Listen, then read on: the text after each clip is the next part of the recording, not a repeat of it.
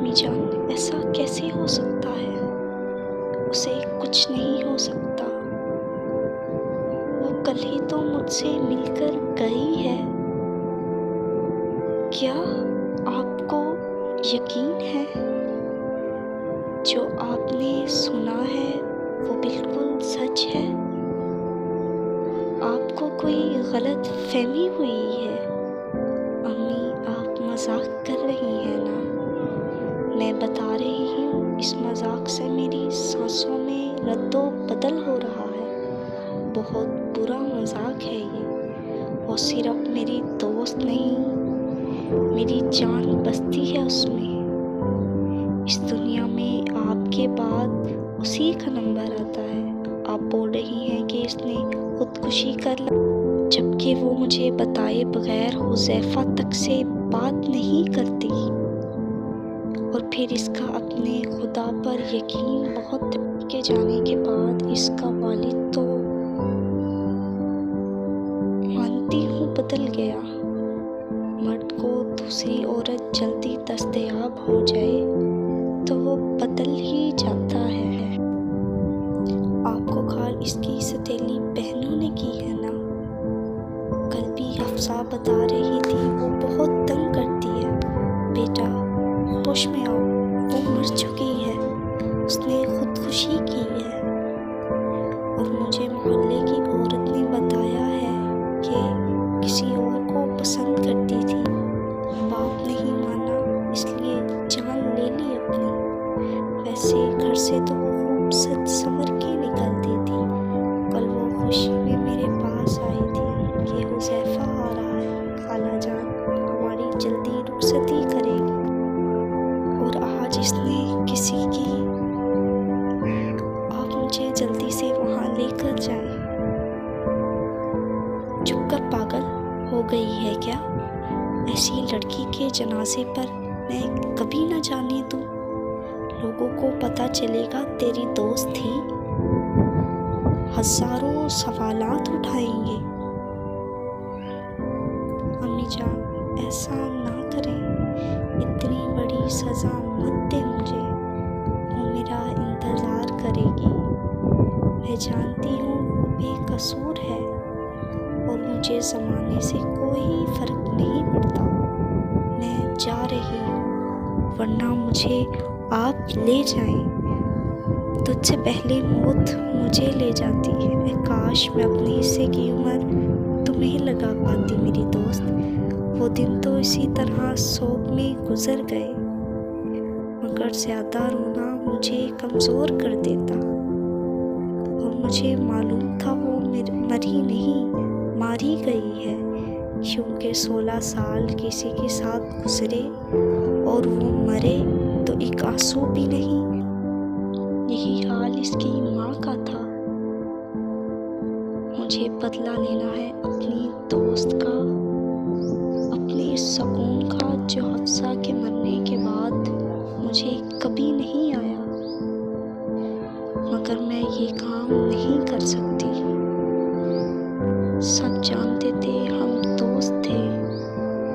बस फिर इसकी छोटी बहन जो मेरी क्लास में थी, से दोस्ती की मेरे लिए ये आसान नहीं था। दिन रात इसकी खिदमत करती, इस तरह मेरा आना जाना फिर से शुरू हो गया। इसकी अम्मी भी मुझे पसंद करती अब,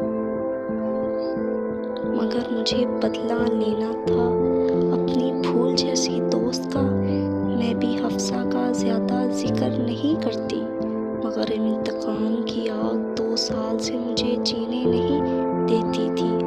वक्त के साथ भड़क गई थी। मैं इंतज़ार में थी जैसे इसकी माँ मुझे अकेली मिले, मैं इसे मार दूँ। हुज़ैफा को हर बात से आगाह करती, क्योंकि इसे भी मेरी तरह बदला लेना था। वो मेरी हर बात को इन 2 सालों में समझ जाता। तभी तो वो भी मौके की तलाश में था कि वो इस औरत की जान ले। वो बहुत आजा जाता हफ्सा के घर। कभी कभी तो मैं इसे बताती भी नहीं थी। मौजूद होता। एक दिन मैंने कोमल हफ्सा की छोटी बहन से बातों बातों में पूछ लिया कि हफ्सा ने कभी जिक्र किया था वो ज़ीशान को पसंद करती है। वो बोली हाँ, दोनों छुप छुप कर छत पर मिलते थे और उसे हुज़ैफ़ा का आना भी पसंद नहीं था। इस रात भी हुज़ैफ़ा आए थे। क्या हुज़ैफ़ा इस रात भी आया था? मगर इसे तो अगले माह आना था, बताया था हफ्सा ने मुझे। अच्छा, दफ़ा करो, वो थी ही गलत। तभी तो हुज़ैफ़ा ने इस रात इससे रिश्ता ख़त्म करके मेरा हाथ मांगा। क्या कहा तुमने? वो बस वैसे कुछ भी नहीं। अम्मी जान समझ गई थी मैं क्यों जाती हूँ। उन्होंने मुझसे कहा, बेटा अगर तुम्हें फुर्सत मिले तो आज रात तुम्हारी कज़न की मेहंदी है, मेरे साथ चलो।